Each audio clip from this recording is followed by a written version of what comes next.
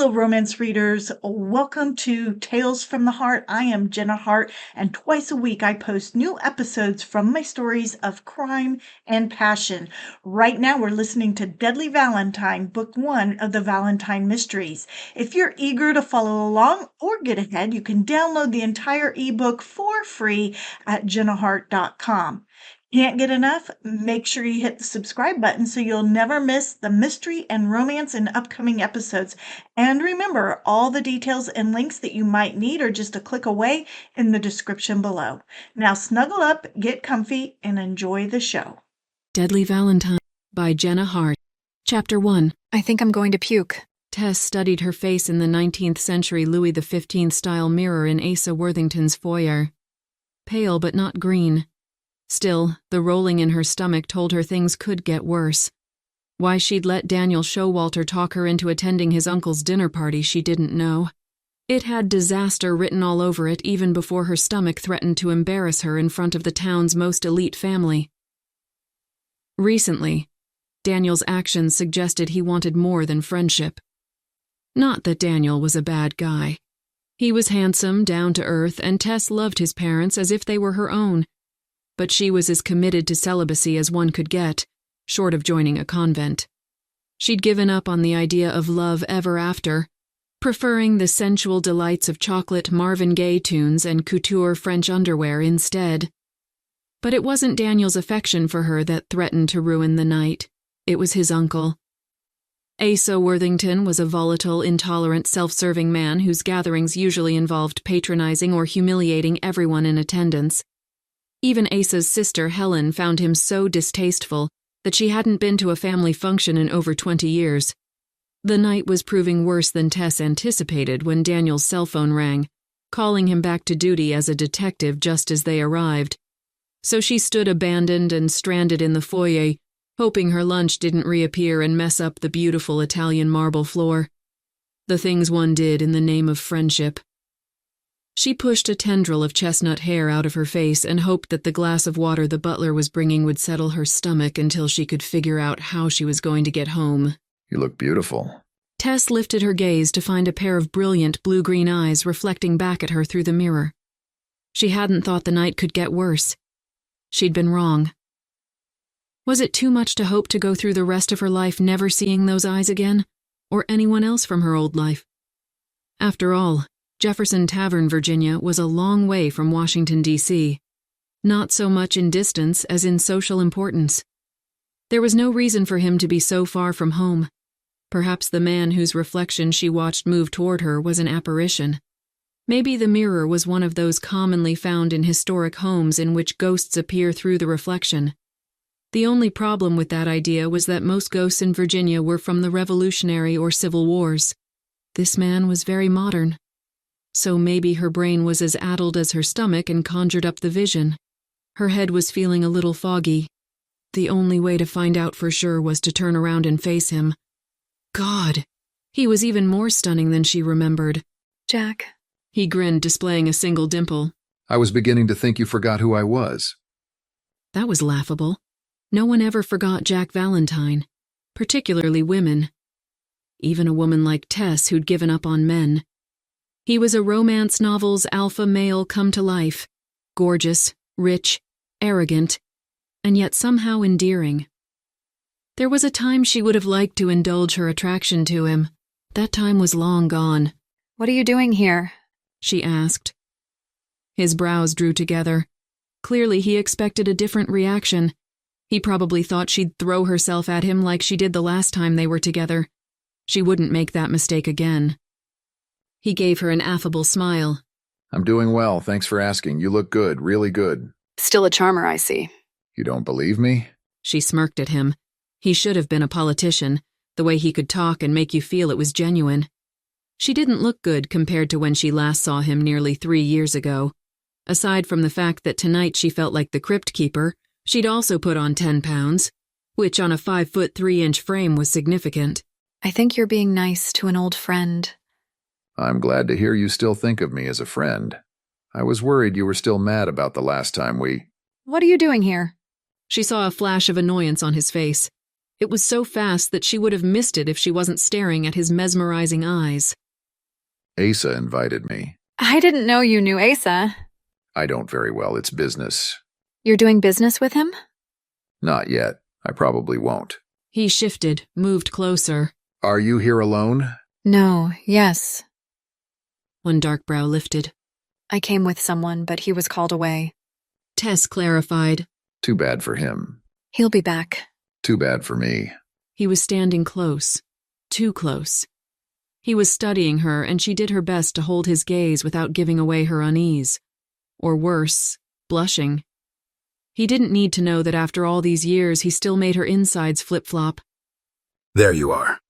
Asa Worthington's booming voice echoed through the foyer, followed by his immense body.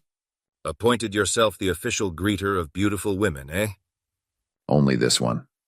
Jack maintained his gaze on Tess. Asa laughed, and like everything else about him, it was large and loud. His blue eyes twinkled with delight as he reached out and slapped Jack on the back. That's what I like about you. You see what you want and you go after it. Tess, you're here. Good. Where's Daniel? Tom Showalter asked of his son as he came to stand next to Asa. The two men were complete opposites. Asa's presence in a room remained even after he left, while Tom could go unnoticed in a crowd of two. He was average in every way, from his lackluster mud-colored eyes to thinning brown hair. It always struck her as odd that as different as they were, Asa and Tom were good friends. Perhaps Tom being married to Asa's sister Helen helped. Or maybe it was that Tom was Asa's lawyer. He got called away as we got here, she said. Oh, well, hopefully he won't be long. I see you've met Jack Valentine. Tom said. Jack is thinking of expanding his business in this area in anticipation of a joint venture we're negotiating. Asa patted Jack on the shoulder. He'll certainly want someone local to represent him when he does. If Miss Madison is as good a lawyer as you say she is, Tom, perhaps she'd be up to handling Jack here. I'd enjoy being handled by Miss Madison. Jack's blue-green gaze never left her. Tess's eyes grew large, then narrowed with suspicion. It wasn't unusual for Jack to be brazen. What was disturbing was that it was directed at her. Have you ever been handled by a woman, Mr. Valentine? She said with bravado she didn't feel. A wicked smile spread on his face. Not one like you. Damn, it's hot in here. Asa looked from Tess and then Jack. Let's get a drink and move this party into the parlor. Tess followed Asa with Jack and Tom behind her. Although she'd been to Asa's mansion before, she always marveled at the exquisiteness of his home. The Georgian-styled structure was built in the late 1800s by Asa's great-great-grandfather, and it held many original pieces.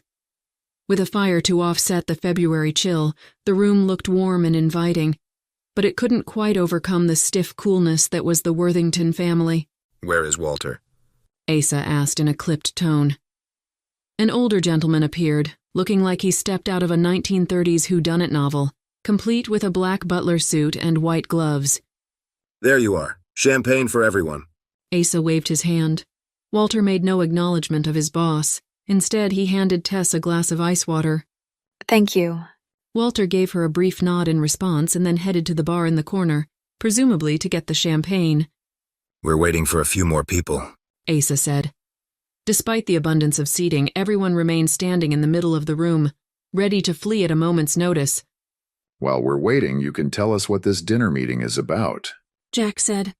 In time, Jack. In time. Jack's eyes narrowed and he looked as if he was going to press Asa. You've got a beautiful woman at your side who has been stood up by my nephew. Why not take the time to enjoy the company? Asa added. Tess didn't much like being pimped out. She could only hope that Jack wouldn't take the bait. He glanced her way. Just don't draw this out too long, Asa. Tess rolled her eyes. Finally. Asa grabbed a flute of golden bubbly from Walter. Tess passed on the champagne. She was beginning to feel wobblier and didn't need people to think she was drunk. More water, Miss Madison? Walter asked. No, thank you. Stop flirting with the guests. Asa waved a dismissing hand at Walter. Tess bristled at Asa's treatment of his butler. She looked to the others to see their reaction, but there was none. That's how it was. Few people ever really looked at or noticed the help. Her own parents treated the servants more like furniture, Functional when needed, forgotten when not in use. To big business and even bigger money. Asa held up his glass. Everyone joined him, raising their glasses then sipping the champagne. As usual, Asa, the champagne is wonderful, Tom said. I'd never be able to serve less than the best champagne. Oh, I don't know. I imagine you could get away with whatever you wanted. Jack's tone was accusatory. He usually does. Tom nodded. Asa laughed. You know me too well, Tom. But as my lawyer and brother-in-law, you've shared in the fruit of my efforts. I don't hear you complaining. You know there's way too much of that in business today. I marvel at the new breed of entrepreneur pushing the business envelope. Too bad government keeps poking its nose in with regulations and antitrust acts. Seems to me that without the Antitrust Act, young entrepreneurs would have a difficult time being allowed in the game. Tess hoped she pulled off sounding matter-of-fact instead of annoyed. It always bothered her how rich people felt entitled to special treatment. Asa's smile was patronizing. I believe Darwin's theory exists in business, Miss Madison. The strongest succeed and survive no matter what. That's the point I was making earlier. Too many whiners running large business today. Good evening, everyone, A young man said, as he entered the room alongside a woman with a short, severe haircut and bored expression. Asa checked his watch. I'd have thought with you and your wife staying here for the weekend that you'd be on time. Mother called as I was coming downstairs. Philip's eyes asked his father not to embarrass him. Needed more money, no doubt. Asa said in disgust. Philip was a duller version of Asa with lackluster gray eyes and black hair. Even the sophisticated wife dressed in couture did little to enhance Philip's presence. What does it matter to you, Asa? Philip's wife sneered. I would think it matters to you, my dear. The more she takes, the less there is for you. There's plenty for everyone, Philip said. That's why you'll never run the business. There was a noticeable silence at Asa's venomous tone.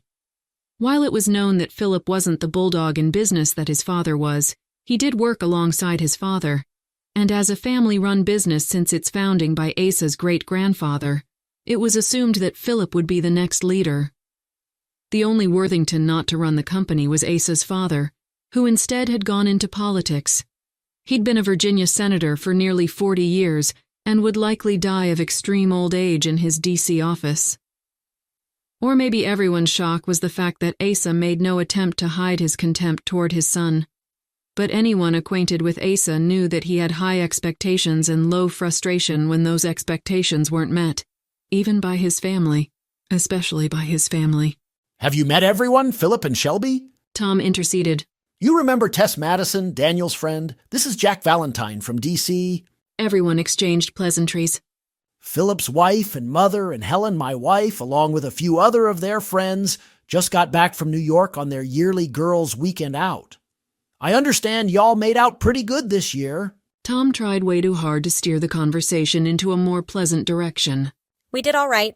Shelby's tone made Tess think she didn't make out nearly as well as she would have liked. She wondered if Asa had them on a tight allowance. Just what is it that women do when they're together? Asa asked, looking at Tess. I couldn't tell you.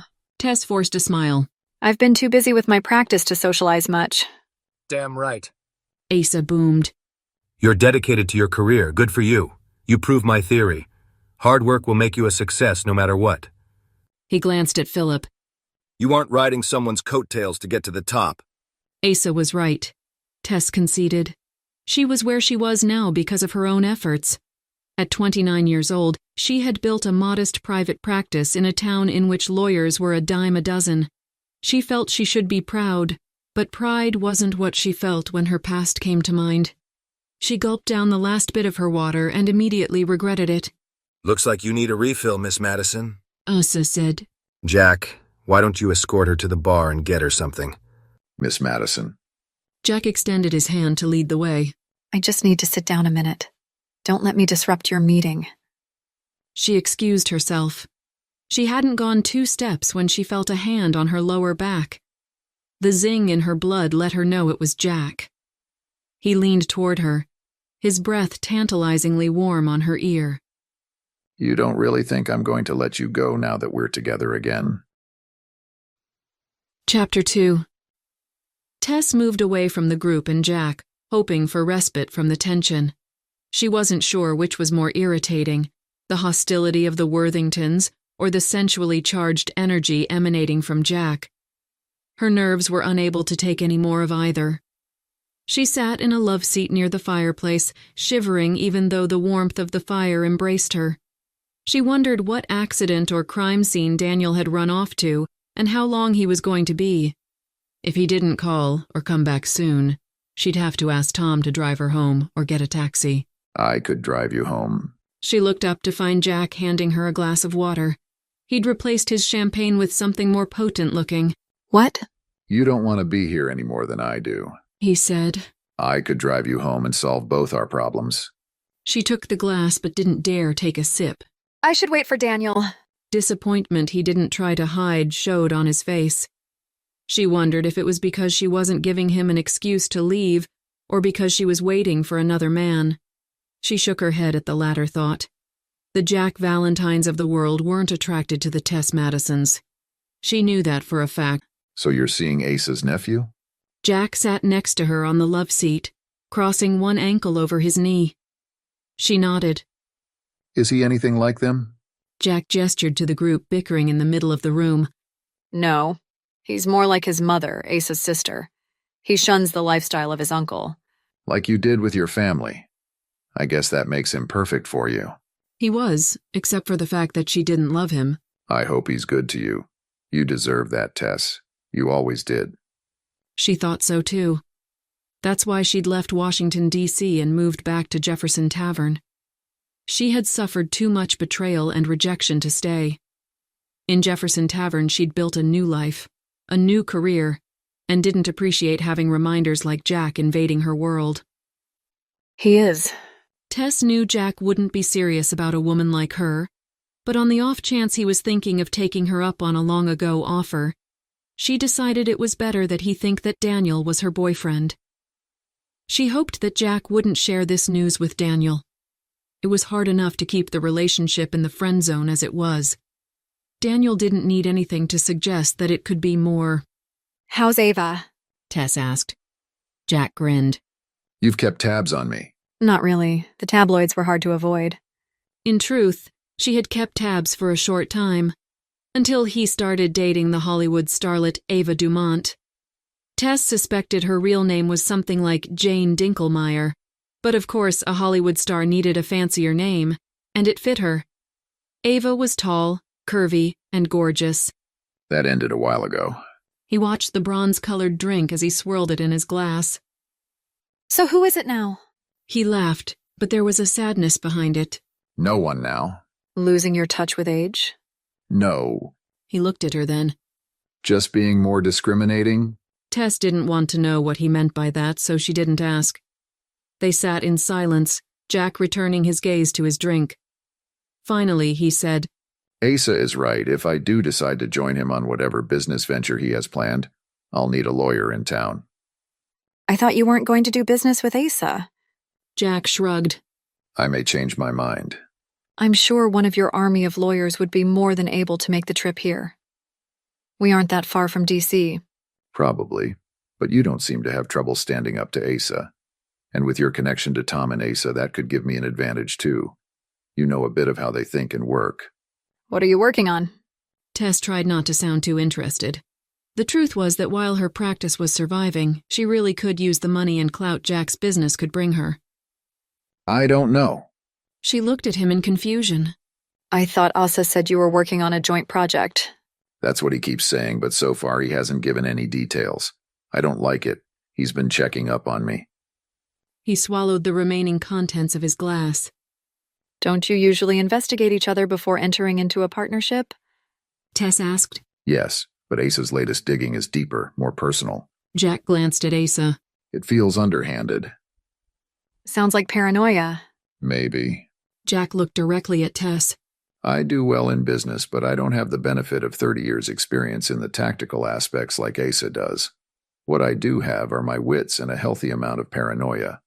I don't trust Asa, and to be honest, my intention tonight is to find out why he's been poking around in my past, not to learn about a business venture. But if I have to do business with him to find out what's going on, I'll at least hear him out, which means I could use a good lawyer. Tess nodded. She knew of Asa's reputation in business and figured Jack's caution was justified. On the other hand, Jack was no babe in the woods when it came to business. He'd built an empire in computer security and technology and had vast real estate holdings. His offer felt like a handout, but he was kind enough to veil it in need. I guess you'll find out this evening. If you do decide to partner with him, you can let me know. Fair enough. You bastard! What are you up to now? The shrill voice interrupted the relative calm in the room. Jesus, boy, did you invite her? Asa said, turning on Philip. He didn't invite me. The woman charged towards Asa, swinging her long silver hair over her shoulder. But he told me you were having a business meeting. I may not be your wife anymore, Asa, thank the Lord, but I am on the board. This doesn't concern you, Lauren. Leave before I have Walter escort you out. Walter looked up from his place behind the bar. He picked up a tray and left the parlor. Tess couldn't blame him. Lauren Worthington was as much of a force as Asa. If it's business, it does concern me. Tonight is for family only. Lauren scanned the room. Family my ass, they aren't family. She pointed towards Jack and Tess. I wasn't aware there would be entertainment. Jack whispered to Tess. It makes you think twice about doing business with them. He nodded. I'm not going to ask again, Lauren. I will have you removed even if I have to do it myself. What's going on? Senator Worthington entered the room in the distinguished way that older Southern gentlemen did. Ah, Lauren, you're looking lovely this evening. I didn't realize you'd be here. She's not staying, Asa said. Oh, well. Tell me what you're up to, Asa. You know I'll find out eventually, and then I'll make your life miserable. Lauren promised. You've already made my life unbearable. Asa moved towards her. This could get bad. Tess whispered to Jack. My money is on Lauren. Tess snorted. I don't think I'll take that bet. Asa, Lauren, Tom moved between both of them. you're making a scene. Lauren pushed Tom aside. You'll see that Helen isn't here. Tom made a second attempt to get between the couple. Maybe you can stop by the house and visit with her. Just because she doesn't care about her inheritance doesn't mean I don't. You don't get an inheritance. Asa said tightly as he shouldered Tom out of the way. Philip does, and I intend to protect him. You are well planned for a... Tom said. Asa grabbed Lauren's arm, jerking her towards the door. Jack stood. Asa. Get your hands off me. She yanked her arm from his grasp. You're a bastard. You've told me enough times. Now get out. The two stood, eyes glaring. The guests held their breath as they waited to see who would make the next move and what it would be. Tess hoped it didn't involve bloodshed. Her stomach was already uneasy. This isn't over. Lauren threw her scarf around her neck. It will be over soon enough. Asa said under his breath. Lauren ignored the remark. She spun away from Asa, her scowl replaced by a shallow smile. Kiss, kiss, kids. She blew air kisses towards Philip and Shelby. Then with one last glare at Asa, she turned and left. The room stayed quiet until the front door slammed shut. I apologize for that outburst. Asa headed to the bar and pulled out a bottle of amber-colored liquor. Tess noticed that Asa's near brawl with Lauren had cost him. His face was red and sweat beaded around his hairline. Downing a single shot of his drink, he took out a handkerchief and wiped the wetness from his brow. Get yourself a drink. Asa said to his father as he headed towards the foyer. I'll find out how much longer it will be until we eat. The senator poured a drink and then made the rounds to the guests. Nice to see you again, Senator. Tess stood to shake his hand and felt the world tilt. You too, young lady. You're the one who's captured my grandson's eye. Tess took a deep breath. Yes, sir. The senator looked at Jack and then to Tom. Where is Daniel? He was called to work. This is Jack Valentine. Jack, this is Senator Arthur Worthington. Senator. Jack said as he shook his hand. The senator studied Jack. You're the one who helped catch the Army hacker at the Pentagon a couple years ago? My company, yes, sir. Jack said. Quite a feat. Your country owes you a debt of gratitude. Jack shook his head. He would have been caught sooner or later. He wasn't that good. Modesty. It makes me wonder why you're doing business with my son.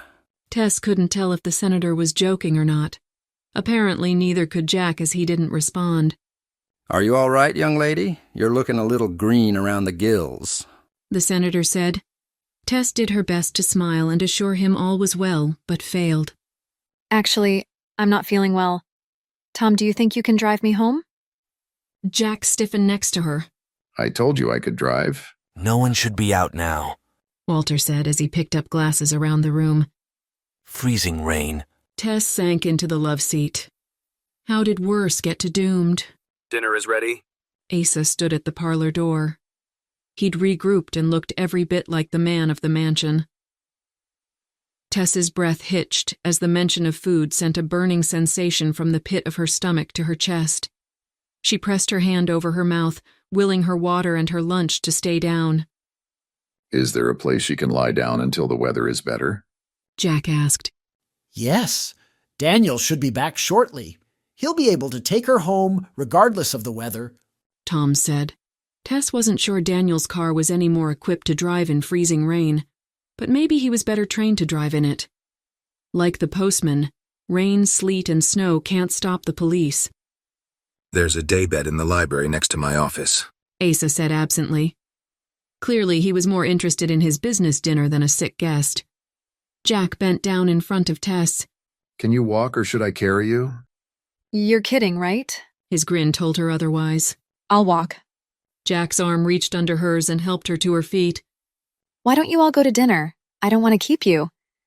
Tess hoped to get rid of the audience as she made her way through the room.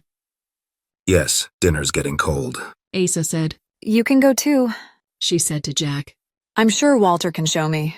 Yes, miss. Walter said. I'll ask Agnes to fix up something to settle your stomach.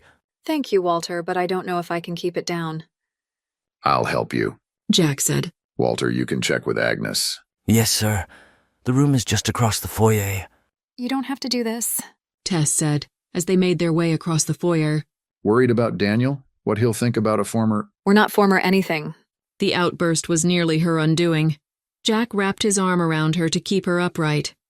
Worried he'll get the wrong idea? No.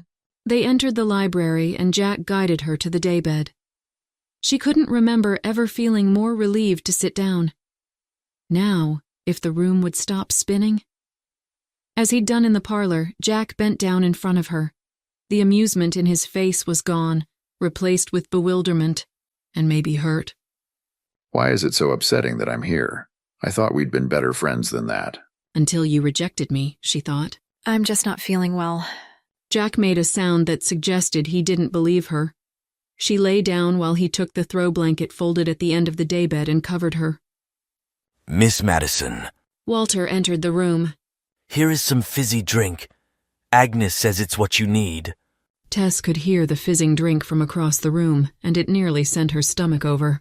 Oh, thank you, Walter. Just set it on the table. Do you need anything else? No, thank you. She appreciated his attentiveness. Her parents' butler would have been more likely to put her in the shed so she didn't ruin the expensive oriental rug. Walter nodded and left the room. Jack walked across the room, picked up a wastepaper basket and brought it to her. Just in case. He set it next to the daybed. I can sit here with you. No. Asa will be here any moment wondering where you are. You go eat and enjoy the dinner.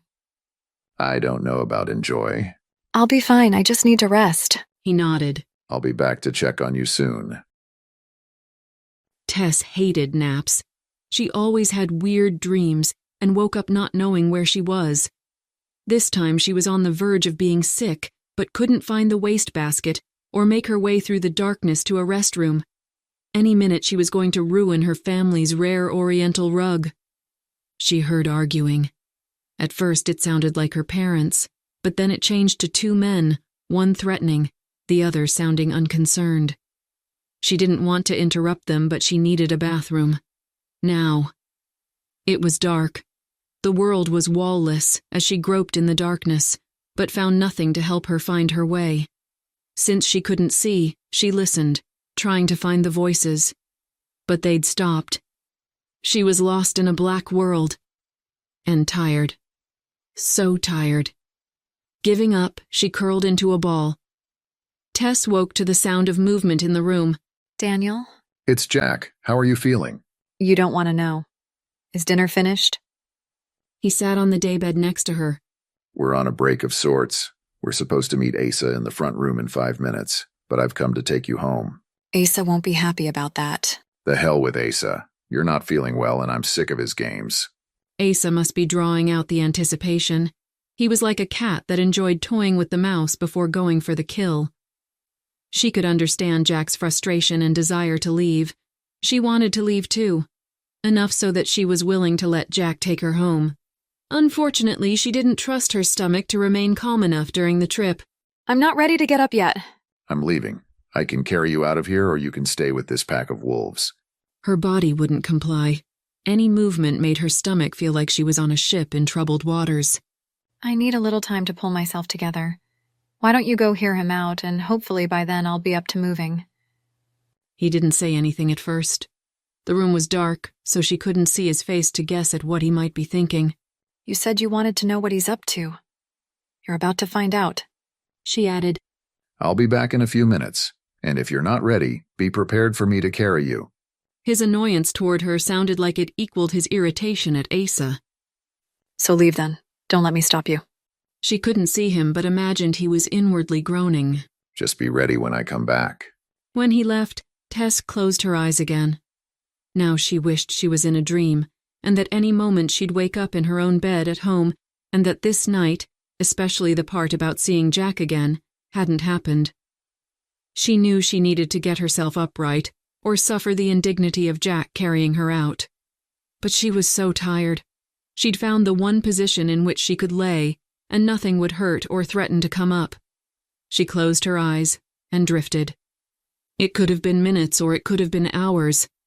Tess wasn't sure how long she'd been out when she heard movement again. Jack? The figure stopped. No, miss, it's Walter. I was just checking if you needed anything. The room was dark except for the light that slipped beneath the doors on 2 sides of the room. She heard him move away from her. One of the doors opened, letting in a stream of light that flowed around Walter's figure and forced Tess's eyes shut. Is Daniel back? No, miss, but I think Mr. Showalter heard from him. Shall I go get him? No.